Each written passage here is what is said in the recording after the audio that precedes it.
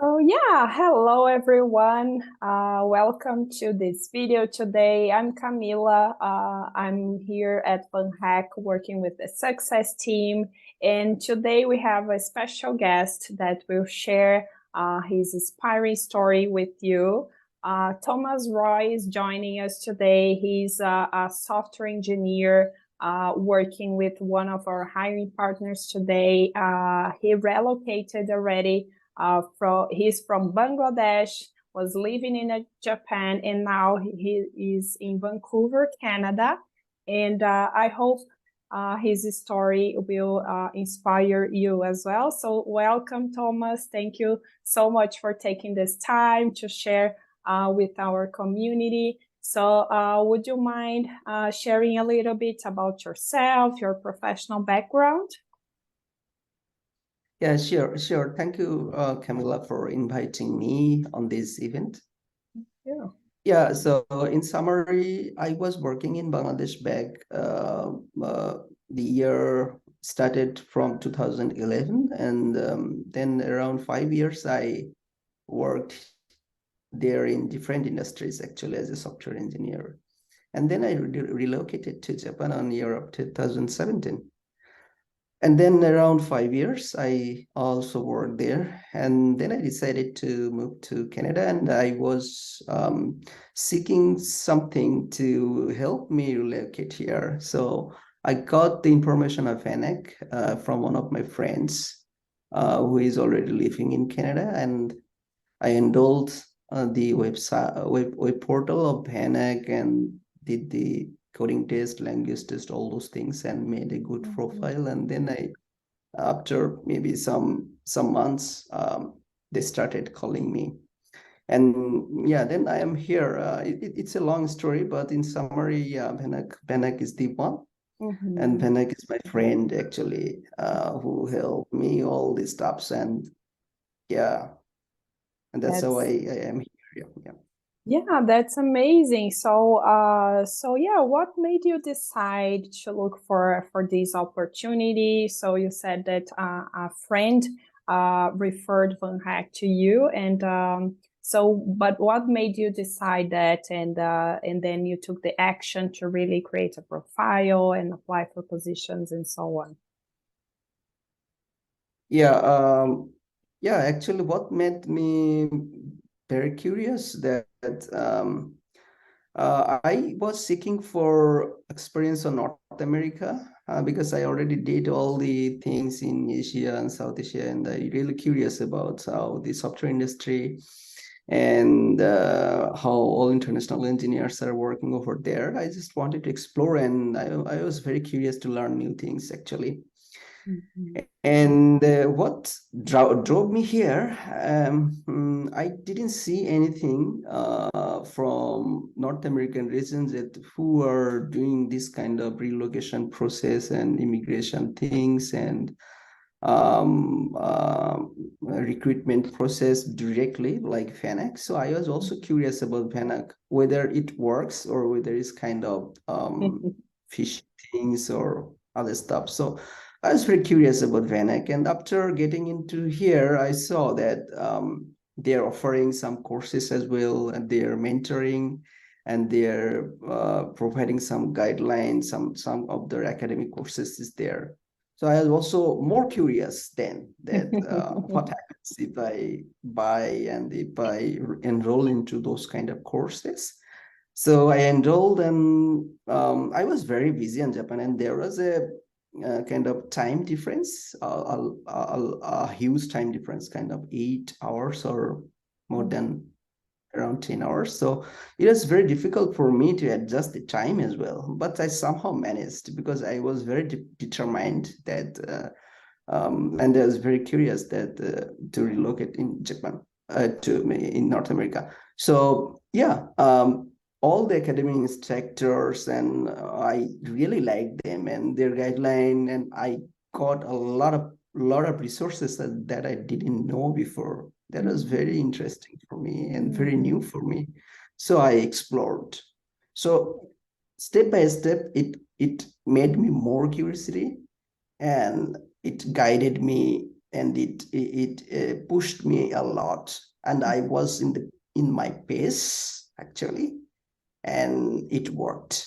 Yeah, that's wonderful. So, yeah, so I remember you were one of our academy members, and what kind of guidance that you got from the academy that you think really helped you in this process of looking for these opportunities in North America? Yeah, the most important things I got, I believe that they made a platform to collaborate with different engineers all over the world to know each other, and to know about different website for coding practices and for designing things.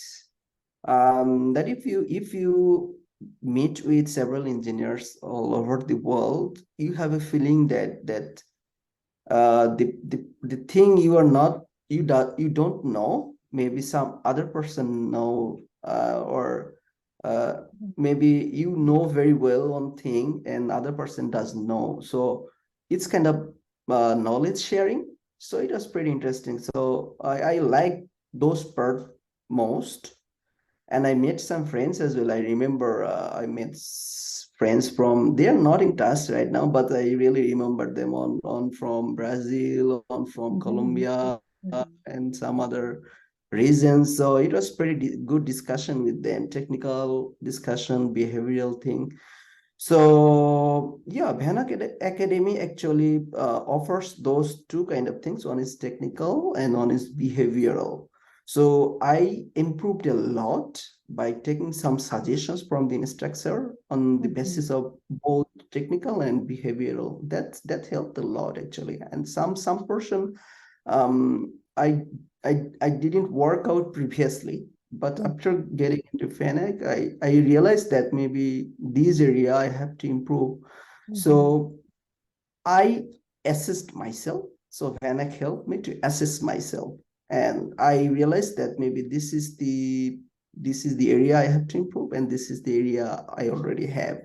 So to make that realizations, VanHack Academy really helped me. Oh, Yes. that's wonderful. And I'm happy to hear that you also created this global network with other Van hackers that were attending the live classes and all. That's so interesting because, yeah, you really get to know people from all over the world, right? And so when you started applying for positions and all, what kind of challenges you faced, and what do you think that you made during this process there that helped you get there and get invited for interviews and so on, especially for this position that you got hired? What do you think that you made during this process that helped you get there? Okay, so that's a good question, actually. So I put myself in the process and I pushed myself. So in the process. So as I already mentioned that I realized after getting into VanHack Academy, I realized that this area I have to polish myself. So like coding practices, system design problems. I read a lot in different which was shared by VanHack Academy, different resources. I just note them down and I polish myself day by day. I improve myself. And yes, and another thing is that I did a lot of coding practices actually, because I'm a senior engineer, but although I'm working every day, but in interview, if you don't practice coding and you don't practice the design sessions thing and the questions, if you don't work on the questions is going to be asked, then if you don't practice, never it will work. So when it started working, actually, when I took myself in a stage that I am very confident. So on those stage, I got call from the recruiter, and one thing that the profile building, actually there are some keywords. I remember Priscilla. Yeah, I think I remember her name, Priscilla. Yeah, she helped me to identify that in which area in my resume I have to change. So those profile viewing session was very nice, and I was always in touch with those people because I was very determined, actually. So if you don't determine and if you don't set your goal, it never works. So step by step, I set those things and I improved myself. And I had a lot of rejections, actually. It's maybe I remember it's 8 to 10 rejections, and I applied a lot, actually. But I know that maybe something is going to happen, so I didn't lose my hope, and I every day I working on myself. I was working on myself, and then on positions I really realized that, yeah, maybe this is the positions I'm looking for, and maybe it's in my comfortable zone. And I applied and they call, and then I prepared myself a lot, and after 4 or 5 interview stages, they offered me. So yeah, it's kind of step by step things, and I set my goal and I improved myself, and it worked. Yeah. Oh, that's amazing. That's amazing that you also recognized areas for improvement and things that you could improve during this journey, right? And you did it, and you put yourself out there. And you said that you had like 4 or 5 steps with this company. So would you mind sharing a bit about those steps, what kind of interviews you had, and so on? Yeah, sure. So the first step was the internal recruiter, set a meeting with me, and they wanted to know more about my career, previous career history, and the next career goal. And when it fits with their expectation, the first was HR discussion, and the second one was the technical interview. And it was actually 2 sessions, and around 3 hours in a row. It was very difficult. And first session was the discussion with managers, and the second session was live coding test. And one of the senior engineers was there, and I remember I solved 3 4 problems. And after then, they had no news. I didn't have any trace of them. But after 2 weeks, they got back to me, and they said that, yes, we are going to discuss with you for some general things, like general questions and some cultural fit interview. And then I passed another one. Maybe it was stage 4, and then they get back to me and they said me that this is your final interview, and maybe they didn't mention anything, but I realized that, yeah, this is the final interview and they're going to give me offer. So in 5th stage, the hiring manager and the HR and the recruiter met me, and they gave me offer. Yeah, so it was 5 stages, yes. But technically, it was 4 steps, but internally, if I break it into pieces, it was 5 steps, yes. Great. And how was the feeling when they finally offer you the job and all, and then when you started the relocation, so you finally got there, I mean, achieved your goal. How was the feeling there? Yeah, I remember when I got the offer, it was around 1 a.m.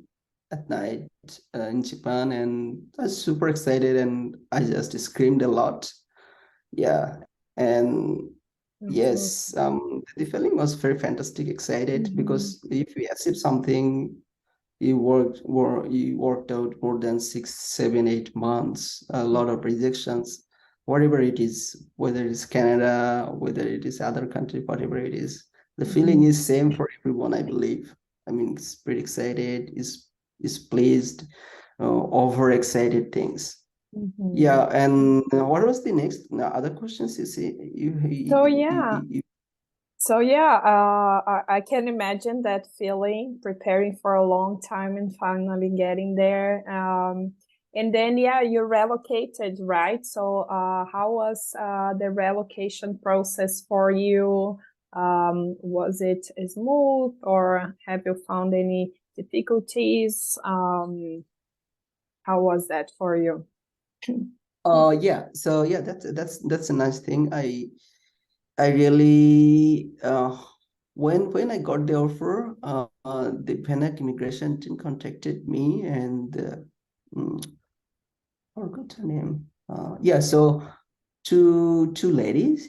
They contacted me and prepare everything and give me a uh, good documentation which I need and which I need to fill out, those kind of things. And I believe Karan and um, he made a good video for the process, and I went through that, all those steps, and it was pretty straightforward. It's not difficult thing, but it was very smooth, and people was helping, and I asked some questions. There is some point that I felt worried that what happened if the rejections happen.